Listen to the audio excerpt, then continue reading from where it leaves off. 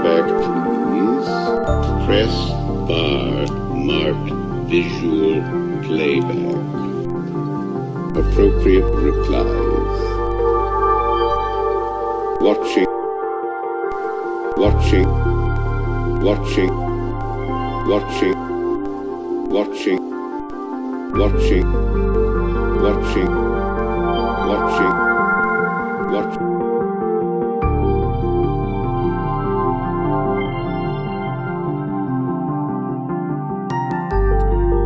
All right, take two. Hopefully this time I'll do this properly.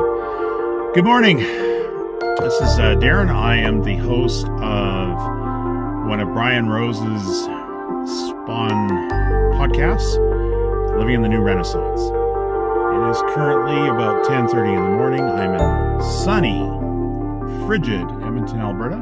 It's currently about minus 15 or so Fahrenheit. Approximately about minus 30-ish. So let's say closer to about minus 20 to 25 Fahrenheit. Looking out, it is super sunny. It is clear blue skies. So if you like clear blue skies and perfect weather for skiing, this is perfectly too cold. And yeah, there's no hills in Edmonton because or foothills, sort of. Anyways, just want to go and catch you up to date on what I've basically been doing. This is my very first podcast. I'm working off of Brian Rose's Broadcast Yourself platform. This is what this is spawning off of. And our fourth challenge was going to be to do your first podcast. So I'm currently in a vehicle. There's nobody around, so I will be interviewing myself. And the fourth exercise on the podcast is literally presenting your signature question. And I'm going to give you an example as to what that would be by going and asking the question. And then at that point, I will explain my answer for it, just to kind of give you an idea as to what I'm looking to do. But a little bit about myself first.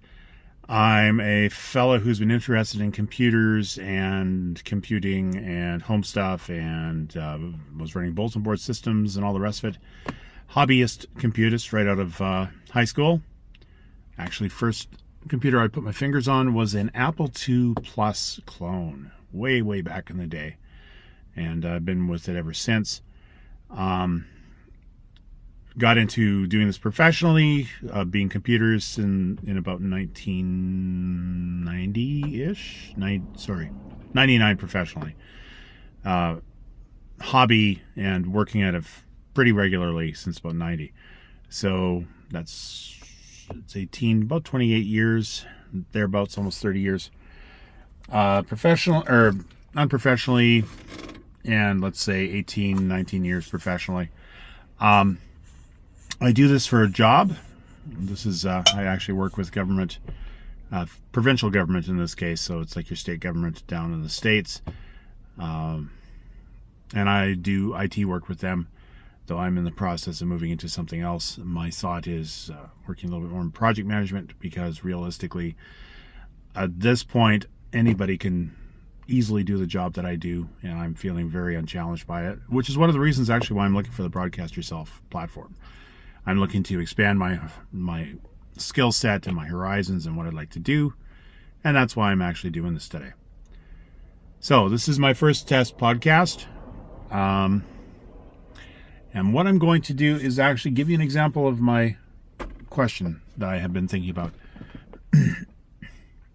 And what I had thought of was, doing what you're doing now.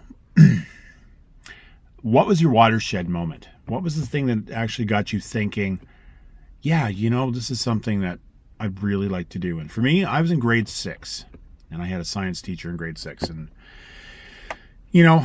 usually grade 6, we're talking primary school here for people that don't have that system. So we're talking, in my country, that was approximately 11, 12 years of age. So roughly translate that to where you have your educational system. And I had a science teacher, and he actually challenged us in a way by giving us some of the facts. And then he went and gave a little brain clicker So we had literally a situation where we were given the fact of, and this is going to be miles, so apologies for that in advance, but we were given the fact of the moon is 239,000 miles away. And I was like, okay, yeah. And then it was, the moon is approximately 3,000 miles across. I was like, yeah, okay. And then it was, and the moon is tidally locked. To me, I didn't know what that was. So I raised the question and asked him, well, what's tidally locked mean? And he said to me, well, what happens is, because of where the moon is at and the speed it's rotating around it's orbiting our planet, it actually always has one face of itself locked, facing us all the time. And for me, that was a clicker, because all of a sudden I realized when I looked up at the sky every night, I always saw the same face for the moon. And I never had realized why that was. I always just assumed that, I wasn't catching it when it was showing the other side or something like that, because, being a kid, you have an attention span of a squirrel as opposed to now, which gives me the attention span of a slightly more mature squirrel. So I was looking at it going, I've always only ever seen that face, and it's never changed. It's just the amount of light that was on it. That got me thinking about something outside the planet. And then at that point, things started to open up for me. He gave me the fact of, we have the sun, and then we have Mercury, and then we have Venus, and we have Earth, and we have Mars. And Mercury is 33 million miles from the sun, and Venus is 67 million miles from the sun, and Earth is 93 million miles from the sun, and Mars is 147 million miles from the sun. And then boom, asteroid belt. And it was, why wasn't there another planet there? And the whole process of getting us talking about this and thinking about this got me into the idea of being a science nerd. It got me looking at, how long has the solar system been like that? How long is the sun going to survive? How long will the Earth continue on? What will happen to the solar system? What will happen to the universe and our galaxy and all the rest of it? And I realized that we've got something that is a very impermanent environment that we don't realize in our everyday life, and realize that after I'm gone, and long after I'm gone, the sun will start to swell as it uses up more and more of its fuel, and then eventually the sun will start to heat up for us, as far as we're concerned, as it expands, and it will then gulp and eat Mercury, and gulp, swallow Venus, and eventually, quite likely, expand and take Earth. And if it doesn't expand that far, we will be, the surface of the planet will be so superheated that we will literally not have the ability to have life on this planet, because it will mostly be molten rock. The temperate zone that we're currently in, the Goldilocks zone, where we actually live, will move outwards to Mars at the very least, possibly even into the asteroid belt. So if we needed to survive as a species past that point, and we're talking another 2.5 billion years, then at that point we have to get off this planet, and we have to literally move to Mars, move to the asteroid belt. And that's how we have to go if we want to survive as a species. If we don't want to, well, whatever. We're all sizzled up in 2.5 billion years anyway, so it's no worries. And that, for me, was the watershed moment. Realizing that there was stuff that was outside my experience, and I really wanted to learn it. So, that pretty well shows you how I got onto my course and to where I'm at, and how the question relates. So other than that, I think that basically wraps up the first initial test podcast.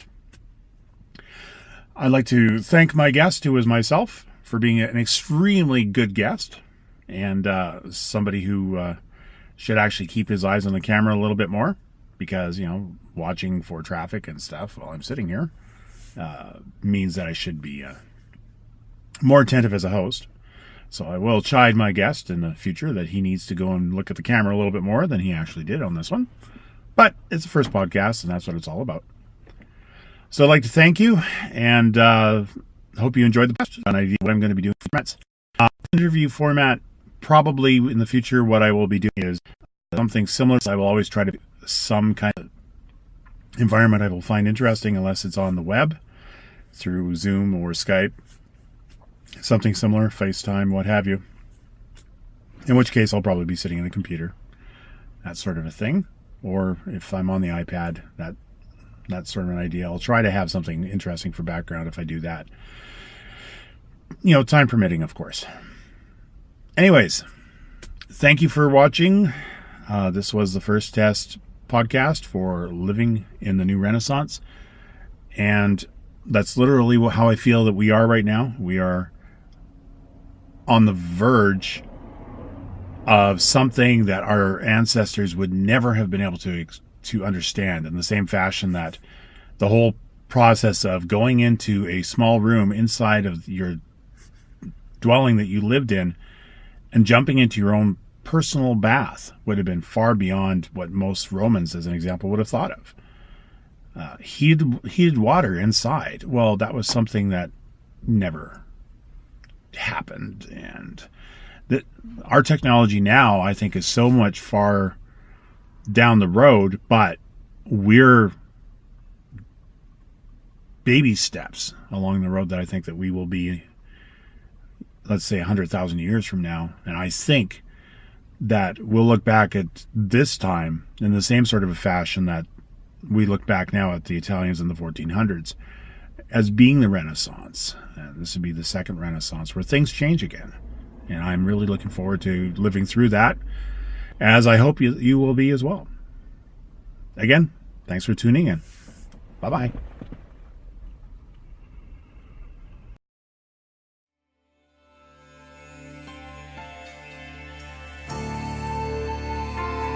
Control cylinders. Select. Playback. Visualization. Zero. Automatically programmed. Select. 8, 7, 6, 5, 4, 3, 2, 1 with extinction. 0.